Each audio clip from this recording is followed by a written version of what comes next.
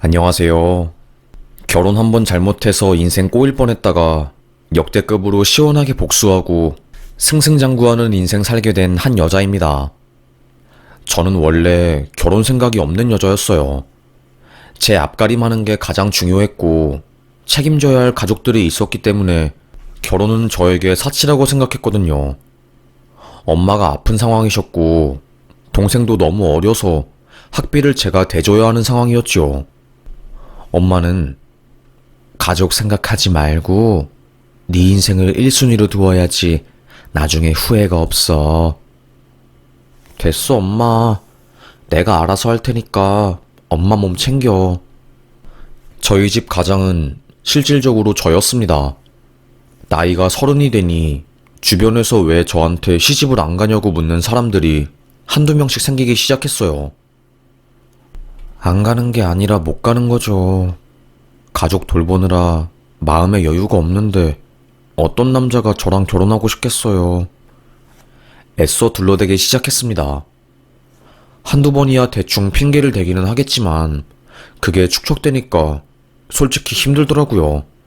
내가 하자가 있는 사람 같고 다른 사람이랑 다르게 도태된 것 같고 마음속으로 많은 생각들이 들었습니다. 그때 같은 회사 동료가 저보고 소개팅을 나가보라고 하더라고요. 대기업 다니고 나이 차이도 얼마 안 나. 내가 업무상 알게 된 사람인데 자꾸 여자를 소개시켜달라고 해서 말이지. 그냥 속는 셈 치고 한번 나가봐. 응? 등 떠밀리듯이 나간 소개팅에서 저희 둘은 눈이 맞게 되었습니다. 저도 외롭지 않다고 남자 없어도 잘 살 수 있다고 외치는 입장이긴 했지만 본능을 억누르기는 솔직히 힘들더라고요. 여자로서 외로운 부분도 있었고 내심 나를 이해해주는 남자를 만나서 이쁘고 안정적인 가정을 꾸리고 싶다는 욕망이 강하기도 했고요. 그렇게 그 남자와 1년 정도 연애를 했을까요? 매달 꼬박꼬박 하는 생리가 갑자기 안 나오는 겁니다. 에이, 설마 아닐 거야. 요즘 스트레스를 많이 받아서 생리 날짜가 미루어진 거겠지. 별 대수롭지 않게 생각하고 넘겼어요. 그런데 2달이 지나도 생리는 나오지 않았습니다. 제 직업은 백화점에서 디스플레이를 담당하는 VMD라는 직업이에요. 패션 브랜드에서 마네킹에 옷을 입히고 그 주변을 꾸미는 일을 담당하였지요. 그런데 점점 무거운 짐들을 들기 힘들어지고 조금만 걸어도 다리가 퉁퉁 붓는 등 이전의 몸 상태와는 다른 느낌이 든 겁니다. 그러다가 식당에서 밥을 먹으려고 갈치조림을 시켰는데 갑자기 헛구역질이 나오더라고요. 뭐야? 무슨 일 있어? 왜 그래? 요즘 몸도 안 좋아 보이고 어디 아픈 거 아니지? 동료들의 걱정에 저는 요즘 컨디션이 안 좋아서 저 밥 안 먹고 점심시간에 누워 있을게요. 그리고는 바로 약국으로 달려갔습니다. 여기 임신 테스트기 하나 주세요. 괜히 부끄러운 마음에 고개를 푹 숙이고 2개를 구매했어요. 회사 화장실에 들어가서 테스트기를 한 순간 10분도 안 되어서 2줄이 흐릿하게 보이는 겁니다. 그때 심장이 가슴 밖으로 튀어나오는 줄 알았어요. 계획에 없었던 임신이었기 때문에 그 누구보다 당황했던 저였습니다. 임신 테스트기 하나를 더 꺼내서 다시 정확성을 위해서 한 번 더 해보았어요. 또다시 2줄이 떴습니다. 바보처럼 어린아이처럼 화장실에서 엉엉 울게 되었네요. 뭐라고 해야 할까요? 그때는 너무 무서웠습니다. 내 몸 하나 건사하기도 힘든 인생인데 어떻게 아이를 키워야 할지 엄두가 안 났거든요. 게다가 지금 만나고 있는 남자랑은 결혼 생각을 하지도 않았는데 마음이 무거웠습니다. 그날 퇴근을 한 저는 남자친구에게 전화를 걸었어요. 오늘 을지로로 나와. 할 말 있어. 왜 갑자기? 일단 와. 오늘 꼭 만나야 해. 회사가 끝나고 저희 회사 근처로 온 남자친구에게 임신 테스트기를 보여주었습니다. 나 임신했다고, 어떻게 하냐고, 도저히 지울 수는 없을 것 같다면서 하염없이 눈물을 흘리니 아무 말도 하지 않고 그 남자는 그저 저를 꼭 안아주었어요. 결혼하자. 어떻게 하겠어. 책임져야지. 우리 애기. 그렇게 제가 결혼하게 된 거였어요. 맨날 결혼하지 않을 거다. 나는 남자 없이 잘 산다고 외치던 제가 아이가 생겨서 울며 겨자 먹기로 급하게 식을 올렸죠. 그게 제 인생의 화근이었습니다. 시어머님은 저를 엄청 싫어했습니다. 나이도 많은데 혼전 임신으로 우리 아들을 홀라당 뺏어갔다며 저를 여시 취급하시는 분이셨으니 말이죠. 일부러 네가 계획한 거 아니니? 피임기구에 구멍이라도 뚫은 거 아니야? 잘난 내 아들 잡으려고? 이런 막말을 서슴없이 제 앞에서 쏟아내는 분이었습니다. 어머님, 에휴, 내가 돈 들여서 우리 아들 귀하게 그리고 멋지게 키워놨더니 뭐 보잘것없는 가난한 집안 애를 며느리로 데리고 온 거야? 이래서 내가 여자 만날 때 엄마한테 허락받고 만나라는 거야. 아이고 미쳐. 정말 미치겠다 미치겠어. 시댁에 갈 때마다 가시방석이 따로 없었어요. 우리 엄마는 투병을 하시느라 결혼식에 오지도 못하시고 저 신혼 한 달째에 세상을 떠나셨습니다. 그런데 웃긴 게 뭔지 아세요?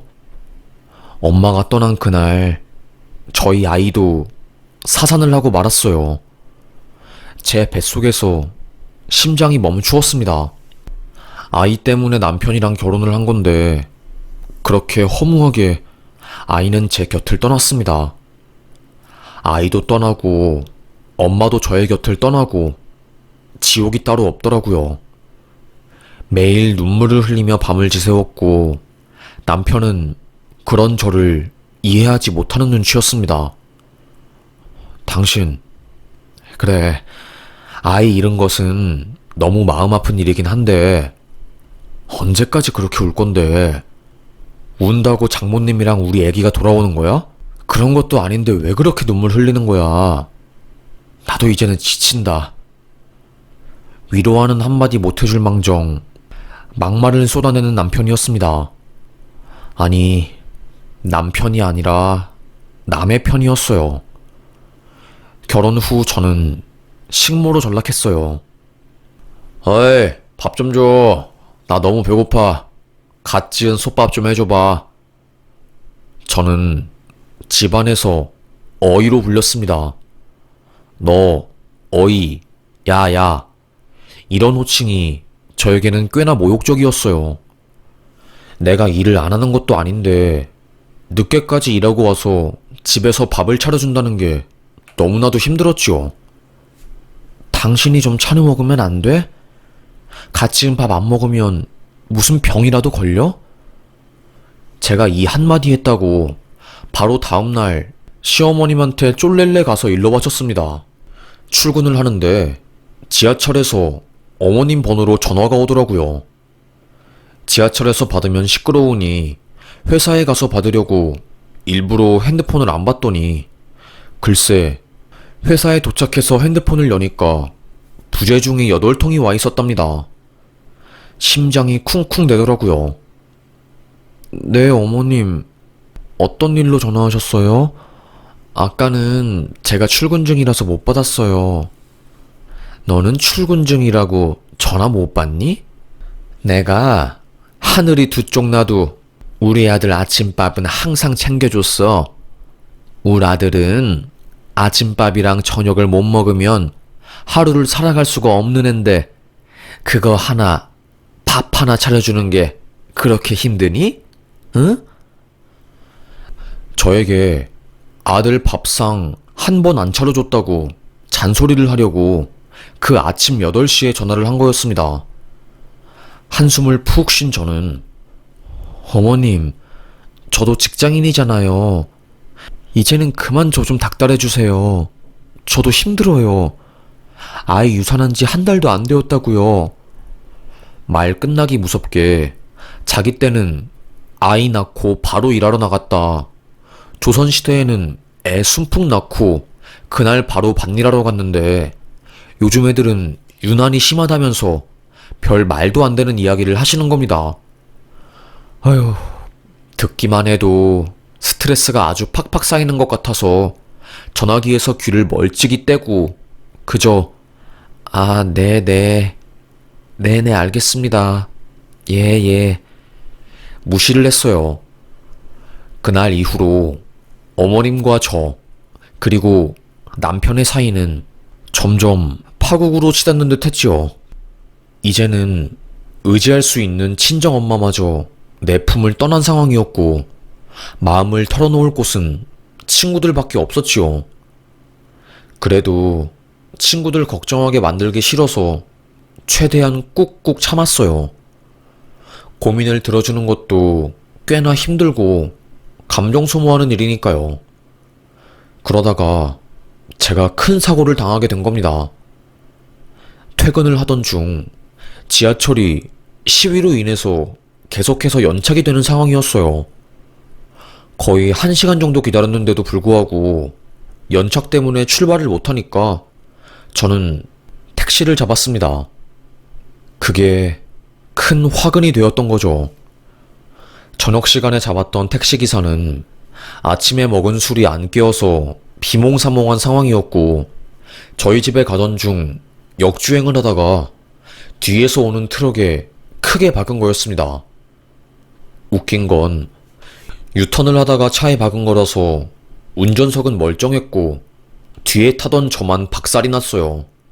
기사는 타박상 정도로 다쳤고 저는 전신골절에 쇄골이 부러져서 안에 있는 장기를 찌르고 내부에 출혈이 심해서 당장 그 자리에서 즉사할 뻔한 위급한 상황이었던 거죠. 눈을 떠보니 일주일이 지나 있었어요. 어떻게 된 거냐고 물으니 간호사가 사고 나셔서 개복 수술하시고 일주일 정도 의식이 없으셨어요. 대답을 하더라고요. 뇌에서 일부러 그날의 기억을 지운 것 같다고, 해리성 기억장애가 발생했다고 이야기하는 겁니다. 눈을 떠서 내 몸을 살펴보니 온몸은 붕대로 칭칭 감겨 있었고 전신에 퍼런 멍이 들어 있었죠. 아주 조금이라도 움직이면 극심한 통증이 저의 온몸을 감싸기 때문에 매일 고함을 질렀습니다. 남편과 시모도 저를 보러 병문안을 왔지만 저는 계속해서 중환자실에 있었기 때문에 병문안도 제한되는 상황이었어요. 그리고 그들을 보면 마음이 편해지는 게 아니라 오히려 스트레스가 쌓여서 혈압이 올라가니 간호사랑 의사가 저의 면회를 금지시켰지요. 그게 나을 것 같다고 하면서요. 저는 그 이후로도 사경을 헤맸어요. 쇼크로 인해서 코마 상태에 빠진 적도 있었고요.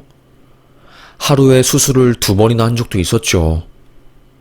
처음에는 심지어 뇌가 너무 많이 부어서 머리를 연 채로 붓기를 가라앉힌다고 일주일 동안 머리 뚜껑이 열린 채로 살다가 뒤늦게 수술을 하러 간 적도 있었습니다.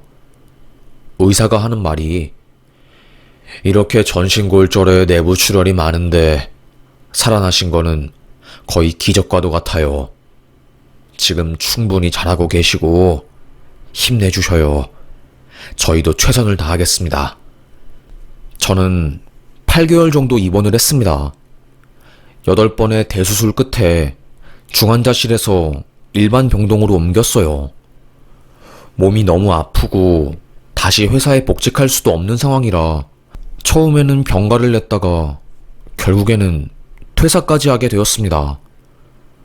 속상하더라고요. 정말로 하루아침에 제 인생이 시궁창으로 들어가게 된 거니까요. 매일 밤 저는 악몽 때문에 고함을 지르면서 병실에서 깨어났어요. 그럴 때마다 간호사가 달려와서 저의 몸에 안정제를 놔주었고요. 살아도 산 게 아니었습니다. 그나마 조금 위로가 되었던 건 고등학생 때 친하게 지냈던 오총사 무리들이 번갈아서 저희 병실에 와서 제 곁을 지켜준 거였지요. 보통은 남편이 지켜줄 텐데 저랑 남편은 사이가 안 좋은 상황이니 오히려 친구들이 병문안을 와주는 게 더 도움이 되더라고요.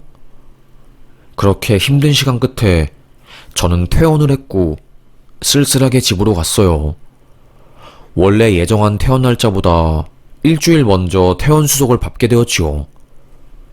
조금 제가 몸이 건강해지니 병원에서도 새로운 환자를 받으려고 저를 일찍 퇴원시켰답니다. 비밀번호를 누르고 집에 들어간 순간 저는 정말로 기절할 뻔했습니다. 시모와 어떤 한 여자가 거실에서 매니큐어를 발라주며 하하호호 웃으며 TV를 보고 있는 게 아니겠어요? 처음에 저는 상황 파악을 못했어요. 어머님, 어머, 너 21일에 태어난다고 한 거 아니니? 왜 갑자기 집에 온 거니? 저 일찍 퇴원했어요. 병원에서 나가달라고 해서요. 그런데 옆에 있는 분은 누구세요?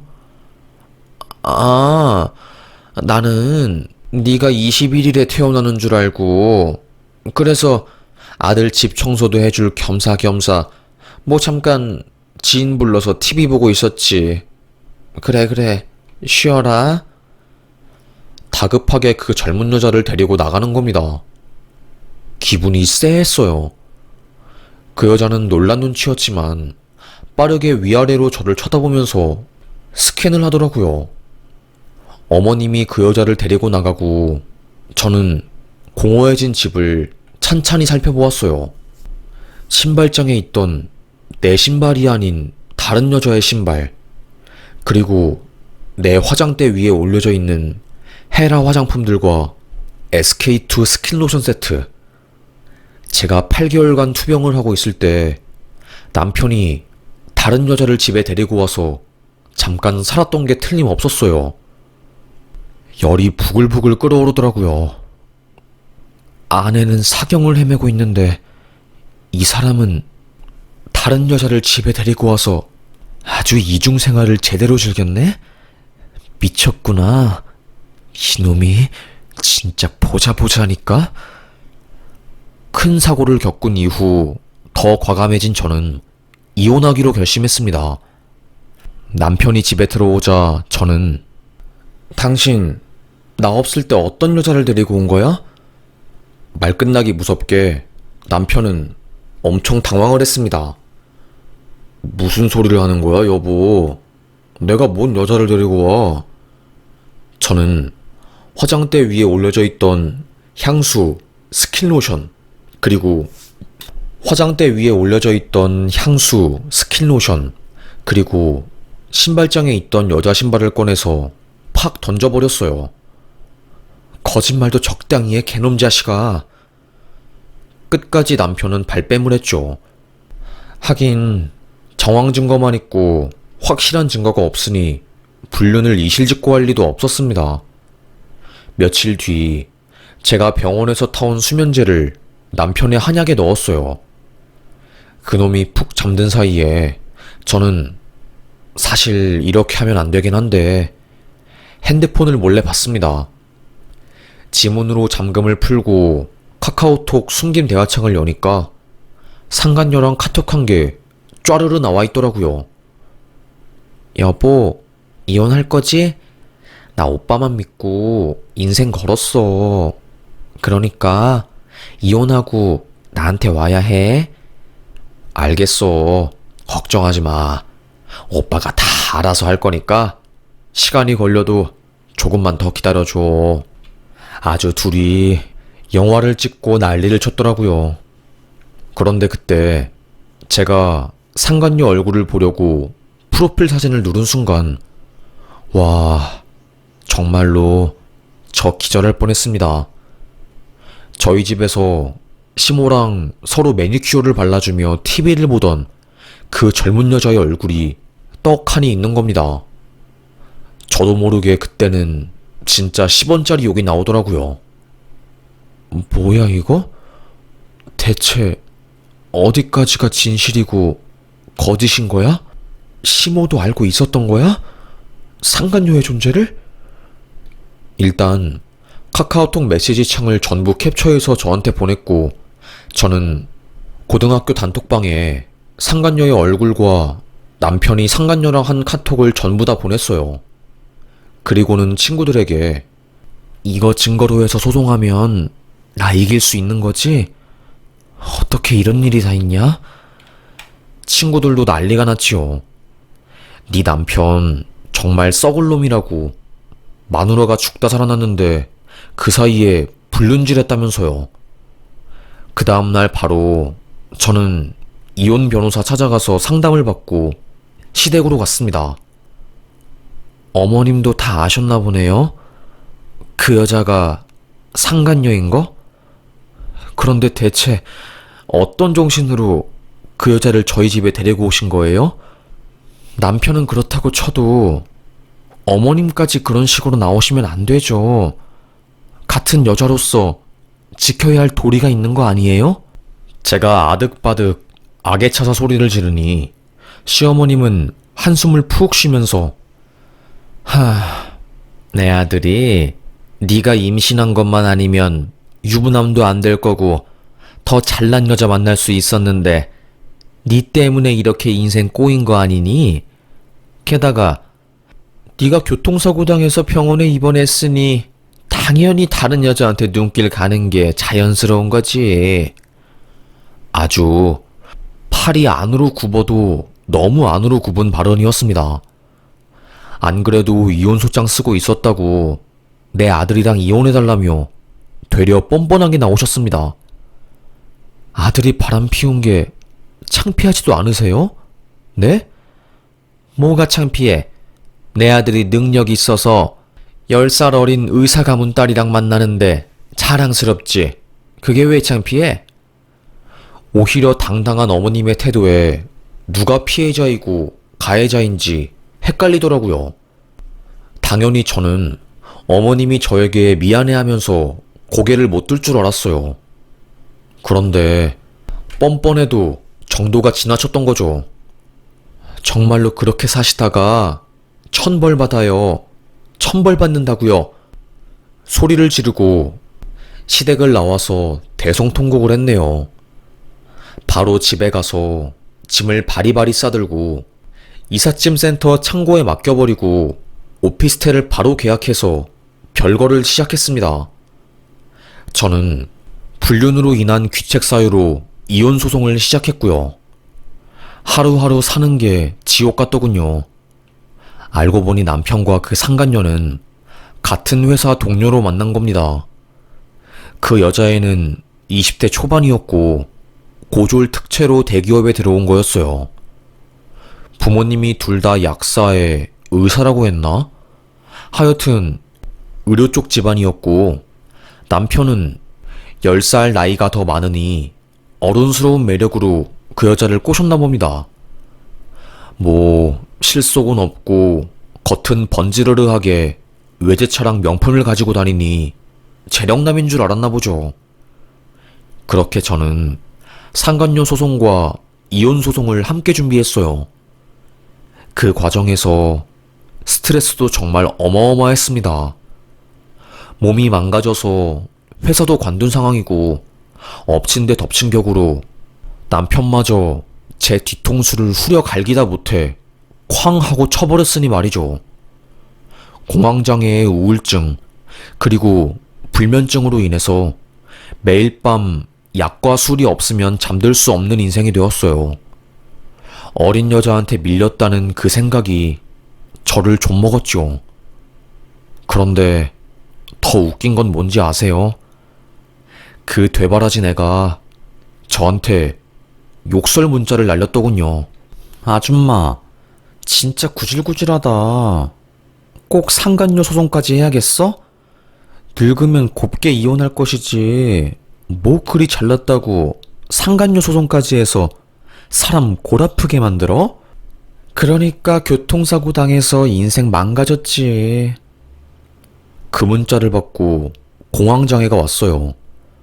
화가 난 제가 그 문자를 캡처해서 어머님한테 그대로 보여드리며 이런 여자여도 며느리로 삼고 싶으세요? 되물었지만 답은 없었습니다. 이미 그 여자에게 푹 빠진 어머님이었으니 말이죠. 그렇게 저는 이혼을 하게 되었고 상간녀한테 위자료 2천만 원 받았고 남편한테 3천만 원 뜯어냈네요. 뭐 이혼 소송 치고는 많이 받은 거라고 말하는데 저 돈으로 제 마음의 상처가 위로되지는 않았습니다. 오히려 이딴 돈 받으려고 이렇게 힘든 이혼 소송한 건가 싶더라고요. 어찌되었건 저도 먹고 살아야 했기 때문에 모든 것을 체념하고 일자리를 구하기 위해서 애썼어요. 간호조무사 시험을 봐서 자격증을 따기도 했고요. 우연히 한의원에 자리가 나서 그곳에서 파트타임으로 일하게 되었습니다. 그냥 평범한 이혼녀로 하루하루 살고 있을 때 갑자기 고등학교 동창 오총사 톡방에 난리가 났어요. 야야야, 대박. 이번에 나 건설사 회식에서 여자 나오는 술집 갔는데 거기 네가 우리한테 보내준 상간녀 사진이랑 똑 닮은 여자 나왔는데? 라며 몰래 찍은 동영상을 보낸 겁니다. 얼굴을 보니 상간녀가 맞았어요.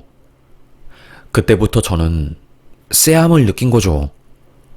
아는 사람을 통해서 그 여자 뒷조사를 했고 민사소송하면서 알게 된 그 여자 주민번호를 통해서 이런저런 조회를 해보니 그 여자 가짜였습니다. 그러니까 부모님이 의사랑 약사라고 한 것도 거짓말이었어요. 제가 어떻게 알았냐면 알바 천국에 신부 부모 대행 알바를 구한다는 글이 올라왔는데 거기 모집 번호가 그 상간녀 번호였기 때문이었죠. 갑자기 온몸에 소름이 돋더라고요. 낮에는 대기업에 다니는 여자로 조신하게 살다가 밤에는 술집에 나가 돈을 벌면서 남자들한테 이리저리 몸 굴리고 그 돈으로 명품을 사면서 있는 집 여자인 척을 한 겁니다. 상간녀가 술집 출신이었다는 게 이상하게 저에게 위로가 되더라고요. 별 보잘것없는 여자였구나 하는 마음에요.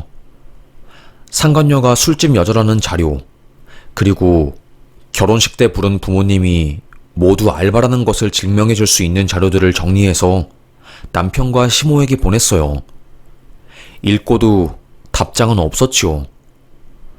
하지만 몇 주 뒤 그들의 카톡 프사에는 상간녀랑 함께 찍은 재혼 사진이 사라졌고 그들도 문제의 심각성을 인지한 것 같았습니다.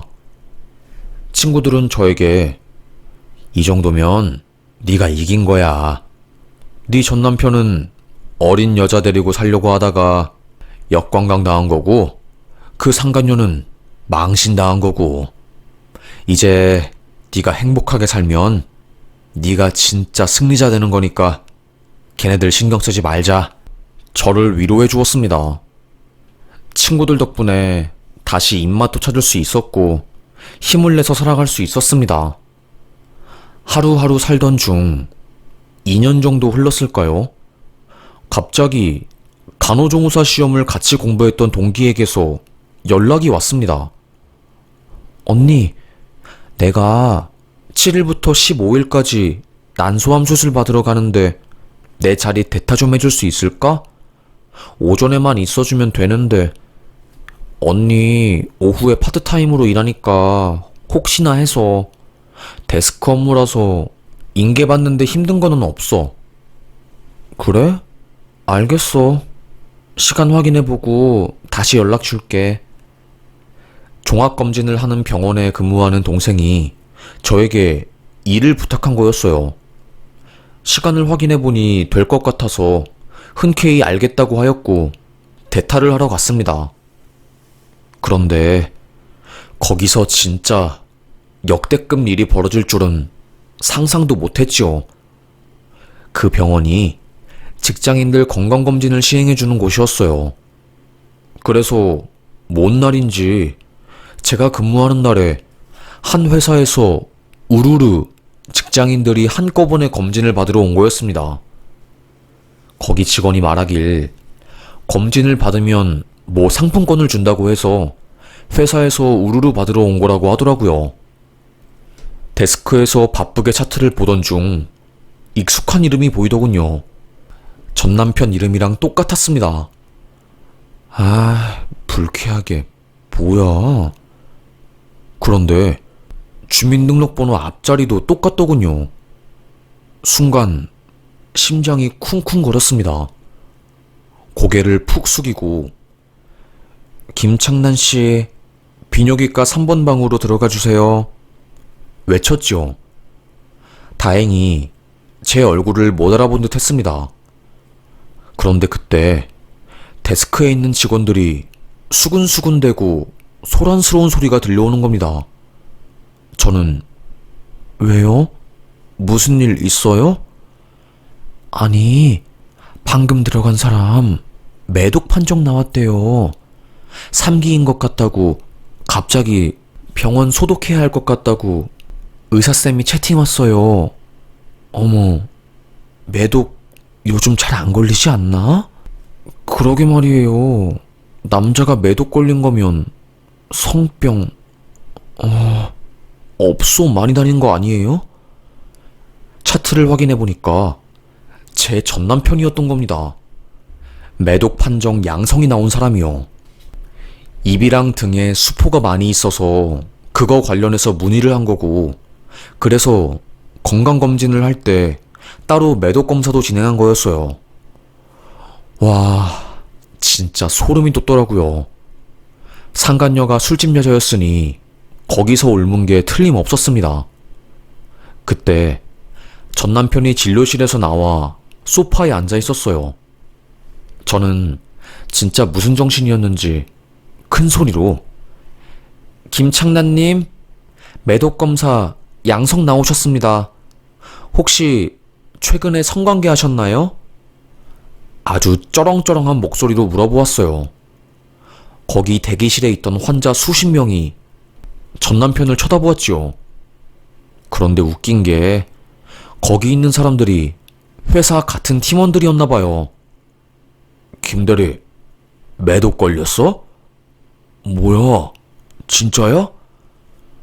수근거리면서 말을 거는 거였습니다. 전 남편은 얼굴이 홍당무처럼 뻘개져서 화가 난 상태로 데스크로 터벅터벅 걸어와 저에게 환자 개인정보 아닙니까? 그리 크게 발설해도 되는 겁니까? 라며 화를 내자 제가 고개를 들어 김창난 씨? 씩 웃으니 화들짝 놀라 뒷걸음질을 치더라고요. 전 아내인 저를 알아본 거였죠. 그리고는 병원복을 입은 채로 그대로 병원을 나갔어요. 다른 직원들은 놀라서 환자분, 그거 입고 나가시면 안 됩니다. 균에서 양성이 나와가지고, 아이고, 뒤를 쫓아갔네요. 대기실은 한순간에 웅성웅성거리고 난리가 났어요. 어머, 매독에 걸렸나봐. 김대리님이, 헐, 대박이다 진짜. 그거 성병 아니야. 헐, 더럽다. 업소에서 놀았나 보네. 그러게 말이야. 김대리님 그렇게 안 봤는데 진짜 실망스럽다. 어쩐지 관상도 좀 탁한 게 여자 밝힐 것 같았어. 재수없게 생겼잖아. 어쩌다 보니 진짜 역대급으로 시원통쾌하게 복수하게 되었네요. 그 병원에서는 소견서를 써서 대학병원으로 검진하라는 서류를 뽑아주었고요. 저는 다음 날 대타가 끝나는 날이어서 바로 그 병원을 그만두고 나왔습니다. 나중에 김창난 그놈이 병원에 찾아가서 데스크 교육을 어떻게 시키는 거냐며 깽판을 쳤다는데 경찰 부르고 해서 질질 끌려갔다고 해요. 대타로 일한 저였으니 그 병원에서도 저한테 뭐라고 못했죠. 뭐라고 하겠어요. 저는 그냥 해야 할 일을 큰 소리로 했을 뿐인데요, 뭘. 나중에 들어보니까 회사에서 그놈이 매독 걸린 더러운 놈이라고 소문이 쫙 나서 결국 회사도 그만두고 지금 그거 치료하러 다닌다고 주사 맞고 큰 병원 다닌다고 합니다. 이래서 착하게 살아야 한다는 말이 있나 봐요. 못되게 살고 흥청망청 살면 다 나한테 돌아오는 것 같습니다. 고등학교 단톡방에 복수한 사실을 올리니 다들 진짜 대박이라고 배꼽 잡으며 웃고 어떻게 이런 우연으로 복수를 당하냐며 사연을 올려보라고 말들을 하더라고요.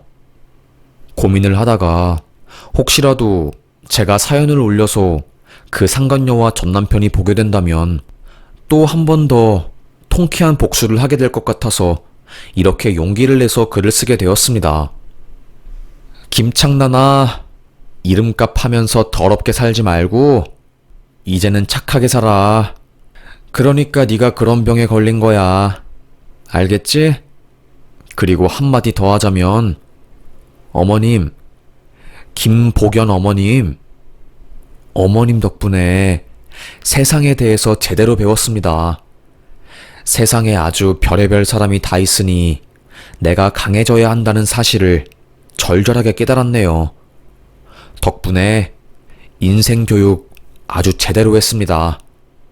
그리고 남자 보는 눈도 길러졌네요. 아주 감사합니다.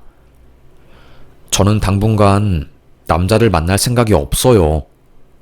결혼하지 않고 재혼하지 않고 제 몸 챙기면서 살아보려고요. 몸이 안 좋아서 교통사고 후유증으로 오래 서 있는 게 힘드니까 일단 이것부터 고치고 다시 차근차근 다시 원래의 일을 할 수 있도록 노력해보려고요. 지금까지 힘든 인생이었지만 꿋꿋하게 잘 살아온 것처럼 남은 인생도 나를 괴롭히는 사람들에게서 휘날려서 넘어지지 않고 무소처럼 터벅터벅 담대하게 걸어나가 보려고요. 인생은 원래 고통스럽고 힘들다라는 것을 절절하게 깨닫고 저에게 오는 사소한 행복들에 감사하고 만족하면서 살렵니다. 결혼한다고 해서 내 인생이 드라마틱하게 바뀌지 않는다는 것을 이제는 너무나도 잘 아니까요. 혹시나 혼기가 차서 주변에 있는 아무 남자 잡아서 결혼하는 사람이 있다면 다시 한번 신중하게 생각해 보시길 바라겠습니다. 감사합니다.